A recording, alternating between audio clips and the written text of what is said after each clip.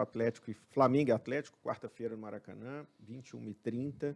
Esse jogo que vale vaga nas quartas de final e R$3.900.000. Mais uma renda, né? Porque é um jogo a mais em casa e hoje quem a renda esse jogo está cercado de polêmica, né? A diretoria do Flamengo assumiu aquele discurso do Gabigol de que vai ser o inferno. Até o Maracanã. A torcida do Flamengo pegou esse discurso no jogo passado com o Tolima. Isso, certamente o Atlético vai enfrentar aí um clima muito hostil nesse campo. O Turco chegou a falar ontem que é o jogo que todo jogador quer jogar, o técnico quer participar, que o elenco é cascudo e que o Atlético vai forte para esse jogo.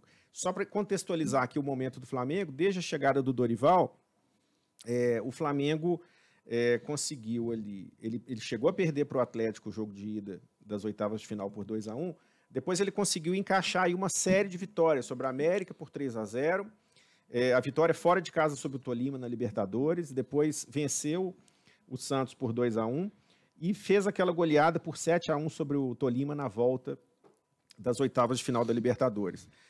E nesse último fim de semana, o Flamengo jogou fora com o Corinthians, poupou algumas peças para enfrentar o Atlético, a mesma estratégia que o Atlético adotou.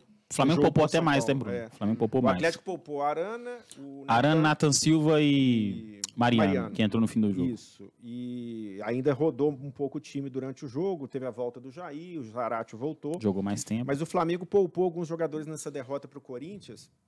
Eu queria ouvir a sua opinião, Vitão, se tem favorito para esse jogo. Porque, assim, o Flamengo está com um técnico novo, ainda não consegue ter a regularidade que se esperava. Fez um jogo muito difícil com o Corinthians, né? Fora de casa, o Corinthians está bem no Brasileiro. Vai ser o rival do Flamengo na Copa do Brasil também. Na Copa Libertadores. Na Libertadores. Mas então eu queria saber a sua opinião sobre se tem favoritismo, porque a vantagem do Atlético é pequena, de um gol apenas. Eu não acho a vantagem pequena no sentido seguinte, você tá falando, para mim é um jogo de igual. Porque tanto Atlético como Flamengo a gente sabe que tem dois bons times, tem dois bons elencos, mas são duas equipes que não estão jogando o melhor futebol. Isso é claro. O Atlético, para mim, venceu o Flamengo 2 vezes aqui no Mineirão, jogou melhor que o Flamengo, mas não foram duas apresentações que, assim, se a gente pegar assim, assim, que apresentação do Atlético em 2022 te encantou? Não, você não vai achar. Você pode apontar ali o clássico do Cruzeiro que ganhou a final, porque você ganhou a final, o jogo com o Flamengo, porque também tem todo o peso da rivalidade com o Flamengo, mas assim, aquela partida de encher os olhos, o Atlético não fez ainda. O Atlético não tem essa grande exibição.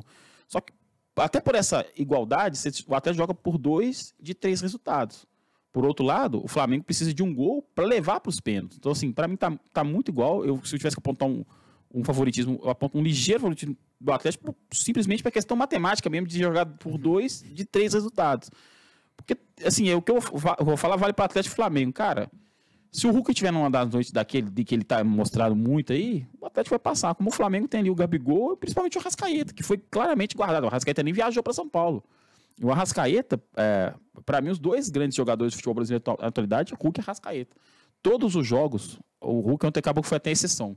Mas todos os jogos, assim, praticamente todos os jogos, eles criam pelo menos uma chance clara de gol. O Hulk acaba aparecendo mais porque ele é o finalizador. Além dele preparar, ele também finaliza. O Arrascaeta não, cara. O Arrascaeta, todo jogo, ele dá uma bola, pelo menos uma bola melada para os caras fazerem. Se os caras não fazem, aí não é com ele. Então, assim, se o Arrascaeta, que passou aqui, a gente conhece muito bem, se estiver numa noite daquelas, o Flamengo vai nesse favoritismo. Então, assim, para mim são duas equipes que coletivamente estão muito abaixo na temporada, mas é muito talento individual. É exatamente isso que eu ia falar. Assim, acho que a individualidade pode pesar para qualquer um dos lados. Vai pesar, né? A individualidade vai decidir. E assim, aí o Flamengo, lógico, do jeito que a torcida do Atlético, igual eu estava no jogo da Copa do Brasil, a torcida do Atlético fez um ambiente muito bom pro time naquele jogo da ida, ganhou de 2-1. Até acho que errou ali, o Flamengo estava meio que nas cordas depois do segundo gol. O Atlético recuou e chamou o Flamengo para cima e o Flamengo fez um gol. O Atlético poderia ter encaminhado a classificação como o América fez. O América meteu ali o 3-0 e meio que definiu o confronto. O Atlético vai vivo. E eu concordo muito com o Turco, cara. No sentido, assim, é o jogo que todo mundo quer jogar, que é o país meio que vai parar para ver, assim, boa parte do país vai pegar. Só de ter a maior torcida do Brasil envolvida já indica isso. Então, não só quem é atleticano, Flamengo, muita gente que puder ver, vai querer ver esse jogo. E espero, pelo menos assim, eu não espero uma grande partida, porque os dois times não vêm bem. Mas eu espero um jogo emocionante, com bons lances, com jogadas. Não acho que não vai ser um jogo truncado, não. Acho que vai ser um jogo de gols para os dois lados. Samuel, até que ponto você acha que essa pressão de arbitragem, de lado a lado, volta e meia o Flamengo também reclama, teve esse episódio no jogo do São Paulo entre o Atlético aí, que ganhou uma projeção muito grande, até que ponto você acha que isso pode interferir nessa decisão? Você acha que vai ficar realmente restrito aos times? O que você pensa a respeito disso? Atlético e Flamengo sempre tem essa questão extracampo, né, de jogo de bastidores, de polêmicas de arbitragem. Então, assim, é difícil a gente falar que não vai interferir, até porque o árbitro já entra naturalmente com uma pressão gigantesca só por ser Atlético e Flamengo num jogo decisivo. E aí você coloca todos esses aspectos, né, extracampo, tanto de Flamengo, tanto de Atlético, falando de lá e de cá. E aí, não só isso, né, eu falo também da questão psicológica dos atletas, né, que, pô, qualquer lance eles vão pra cima do juiz, principalmente o Flamengo, né, porque tá com aquele negócio, inferno, inferno, todo mundo falando, o dirigente repete, aí vai lá o Maracanã, aí o Gabigol, todo mundo repetindo essa palavra. Então, assim, você vê que a atmosfera extracampo vai pesar muito dentro das 4 linhas, né. João, queria que você falasse um pouquinho do time do Atlético. Por exemplo, o Jair voltou nesse jogo com São Paulo. Zarate, o turco disse que tinha liberação para ele jogar só 60 minutos contra o São Paulo. Ele cumpriu a risco que foi determinado. Queria que você falasse das peças que ficaram fora e que formação provável você vê do Atlético para esse jogo com o Flamengo. Tá, vamos lá. O Atlético não vai ter, né, o Dodô, por causa da Covid, não vai ter o Keno ainda em recuperação. Por outro lado, como você falou, né, tem o Jair de volta, o Jair jogou um tempinho contra o São Paulo ontem, e eu imagino que vai ser titular, sim. O próprio Turco, né, falou sobre o que o Jair entrega para o time, né, que a gente já conhece há algum tempo. O Jair desarma, consegue levar essa bola para frente. Ele fez muito, né, principalmente no ano passado, uma dobradinha interessante com o Zarate pela direita. O Zarate, às vezes, muito mesmo, né, como um ponta ali pela direita, e o Jair infiltrando um pouco mais centralizado. Inclusive, vários gols do Atlético saíram assim. Eu me lembro, o primeiro clássico assim que me vem à cabeça é naquela semifinal da Libertadores contra o Palmeiras, que o Jair vai para o fundo e cruza para o Vargas cabecear. Enfim, uma jogada clássica. Então, o Jair consegue dar ao time não só força defensiva, mas também ofensiva, na bola aérea, um cara alto. Então, imagino que o Jair vá para o jogo. A minha dúvida, eu estava até conversando com o Túlio Kaiser, setorista do Atlético mais cedo, é se o Atlético vai com 3 volantes ou se vai manter o formato de jogar com só os dois, né? Só Alan e Jair. Porque a gente não sabe, o Otávio vem bem, pode ser que seja titular. Eu imagino que não, se fosse para apostar, eu não diria que o Otávio vai ser titular, e sim o Zaratio, embora ele esteja voltando. Então, vamos lá, vamos para o provável time aqui. Everson, Mariano, a dupla de zaga que todo mundo conhece, Nathan Silva e Júnior Alonso. Na lateral esquerda, o Arana, de volta, né, depois de ser poupado no jogo contra o São Paulo.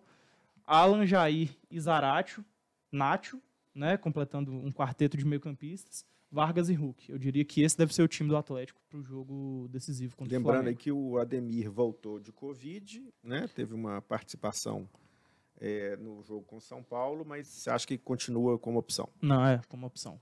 Tá. O Keno vai pro banco. Vai pro banco? O Keno vai pro banco. Né? Pode anotar. O Keno fez a cola, revelou que o Keno voltaria a treinar normalmente com o time. Não, nessa segunda-feira, né? Que ele vai pro banco. Essa informação, pode ir que ele vai pro banco. O time acho que vai ser muito separado, falou mesmo. Formação ideal? Acho que sim, que é o time que joga mesmo. Não acho que não tem que ser, porque tem um gol, vai retrancar. Não, até tem que jogar, tem que forçar o Flamengo também, tem que incomodar, porque como o Flamengo, para mim, como o Atlético e o Flamengo, os dois têm um ataque muito forte, mas a defesa é vulnerável. Então vou forçar. E o Flamengo provavelmente não vai ter o seu melhor zagueiro, né? Rodrigo Caio saiu machucado ontem contra o Corinthians, né? Então, assim, pelo menos o zagueiro vez, né? que vem o zagueiro mais. Que pelo menos mostra a melhor regularidade lá. Então tem que botar o time que tá acostumado. Queria que o João também passasse a cola aí, a possível formação do Flamengo e o cenário. Quem tá fora, né? Quem que pode voltar, que você colocasse essa provável escalação. Bom, vamos lá. O Flamengo, né, já não tem 2 dos seus volantes titulares, o Andrés, que saiu depois do fim do contrato, o Arão vendido ao Fenerbahçe, tá de saída, né? Dorival escalou o meio de campo contra o Corinthians, um jogo muito parelho, apesar da falha do Rodinei, né, que foi decidido naquele lance. Escalou Thiago Maia e João Gomes, mas ele falou depois na entrevista coletiva que foi um time moroso, um time que não conseguiu acelerar o jogo com essa dupla de volantes. Então pode ser que ele aponte mudanças, né, para frente. Vamos ver.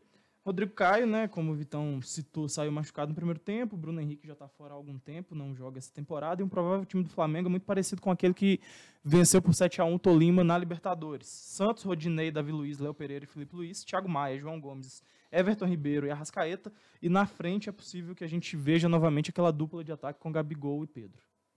A dupla que pouca gente imaginava que formaria, né, o ataque do Flamengo no começo do ano, porque estava aquela É disputa. porque tinha o Bruno Henrique também, né, aquela cara? preferência. Bruno Com a Henrique, saída do Bruno Henrique mudou muito o cenário.